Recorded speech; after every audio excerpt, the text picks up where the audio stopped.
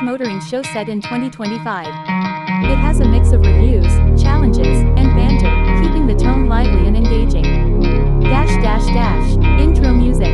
Host 1 James. Welcome back to Auto Max, the show that brings you speed, style, and occasionally, some very bad driving decisions. This week, we're diving into the future of British motoring, testing the newest electric beast from Aston Martin, and host 2 Lucy trying to prove that hydrogen powered isn't just a sci-fi fantasy. Also, stay tuned for a ridiculous challenge involving a 20-year-old Range Rover and a field of mud. But first, host 3 Tom, the Aston Martin Volti. A name that sounds like a posh cologne, but it's actually Aston's first all-electric GT car. They claim it keeps all the drama of AB12 with its zero emissions. Let's see if that's true. Scene cuts to test track. Aston Martin VOLTI community. James driving right. First impressions. The interior is all carbon fiber and leather. The usual Aston blend of class and aggression. But here's the real surprise. The torque. Floor it, and, whoa, that's 0 to 60 in under 3 seconds. Lucy off camera, but does it feel like a proper Aston? James, sort of. It's silent, which is weird, but there's a simulated exhaust note. Feels a bit like cheating, but it does add some theater. The handling, sharp. You can still wag the tail if you're feeling brave.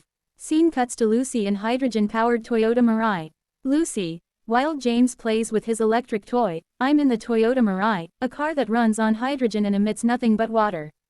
The idea is fantastic, but here's the issue, you can barely find anywhere to fill it up. Hydrogen stations in Britain, there are about 10. Tom off camera, so, it's the Betamax of car fuels. Lucy, pretty much, drives nicely, though, just don't run out of fuel unless you fancy a 50-mile tow. Scene cuts to challenge, old Range Rover in mud. Tom, right, our producers have given us a challenge. Take this 2005 Range Rover, which we bought for £3,000, and see if it can still tackle proper off-road terrain. James, problem, half the electrics don't work, and the air suspension is already sulking. Lucy, sounds like every old Range Rover ever. They attempt to drive through a muddy field. The car immediately gets stuck. Tom, right, that's game over. Then, James, shall we push it? Lucy, no, let's just leave it for nature to reclaim. Final scene, wrap up in studio.